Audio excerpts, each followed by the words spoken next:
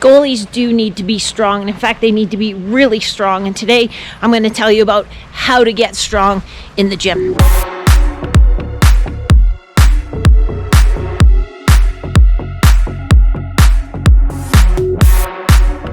So you can go to the gym, you can squat, deadlift, bench press, row, do all those things and still not get goalie strong. And the key to building strength in the gym is manipulating sets and reps, manipulating the intensity. Don't really need my sunglasses, do I?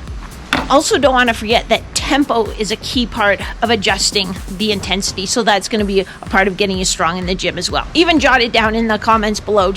But what's your typical rep range in the gym? How many sets do you normally do? What rep range do you normally do? And what tempo do you typically do? 5, go. Now, if you're one of those goalies who thinks you shouldn't lift heavy because that is somehow going to decrease your range of motion, the key is in adding that strength the right way as part of a comprehensive goalie development program. So I do get a lot of emails or comments from you guys that say, and don't worry, I don't lift heavy weights, I just use really light weights and high reps, or I only do body weight, or I just use resistance bands for high repetitions. You're missing out on one of the huge benefits of strength training. And when I say strength training, I don't mean resistance training or weight training. I mean training for strength.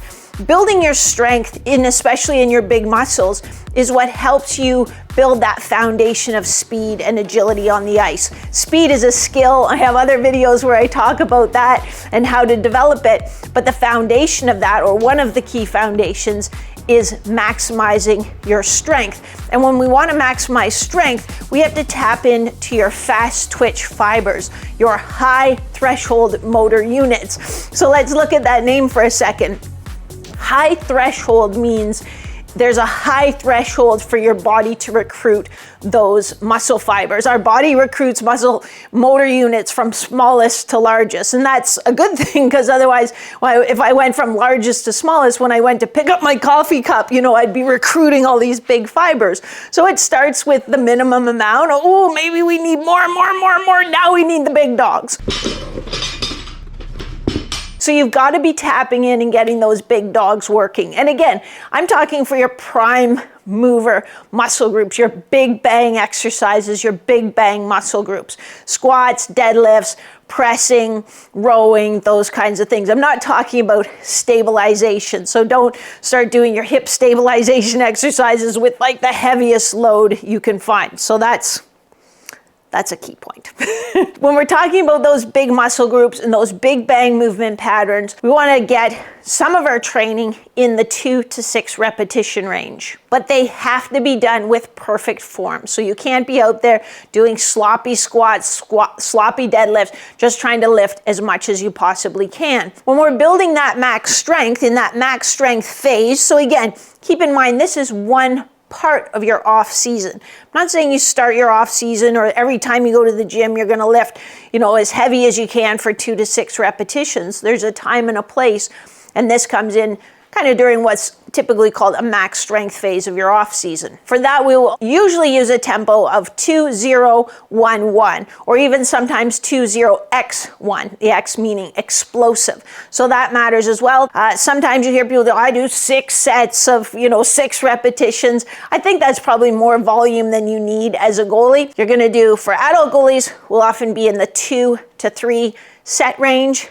And usually even then we keep the reps a little higher, 4 to 6 reps. If you're a younger goalie or an elite level goalie, a junior college pro goalie, then we usually be 3 to 4 set range from 2 to 6 repetitions. And there are exercises you can choose that will give you more bang for your buck on the ice. So instead of doing maybe a bilateral barbell squat, you can do a single leg squat. So you have to learn to stabilize at your hip joint. You need to be nice and strong in that and balanced in that single leg. Instead of just doing barbell bench press, you could do a single arm standing cable press. So you're getting more core stabilization. Same goes for, rather than just a one arm row, you might do a half kneeling cable row. So again, there's a little bit of stabilization going on. I'm not saying you can't squat, deadlift, bench press even, or do one arm dumbbell row. I use those in all of my programs at different times, but we also want to make sure that as we build that strength, then we're making it more of a functional type of strength where there's some element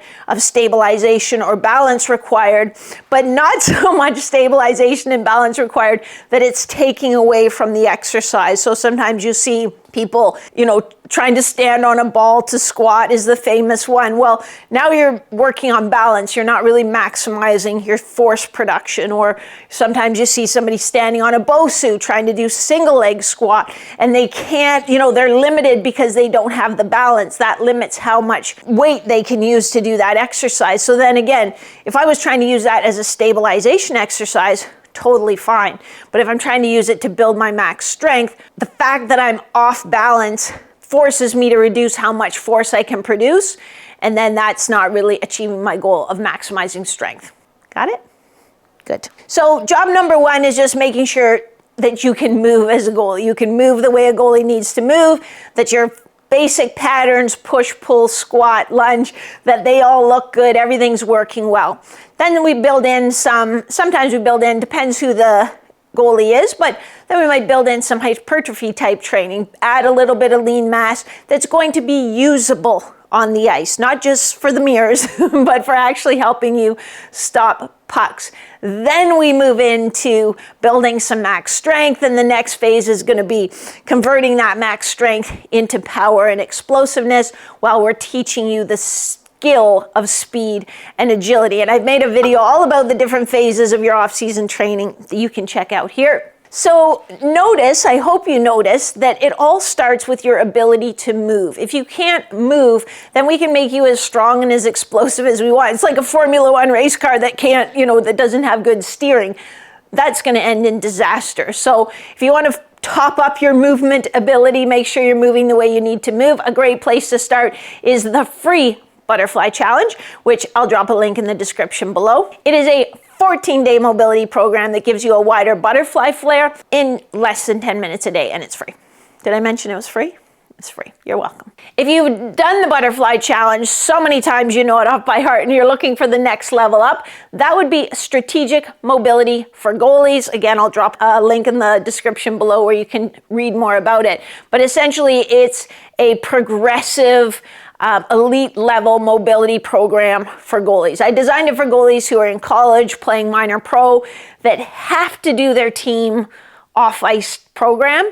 But the key piece that's always missing from that is the mobility piece. So that's who I designed it for. But again, check out the link in the description for more details. And now is the time for you to hit that like button, subscribe. If you've already subscribed, hit the bell. You should be well into your off season by now.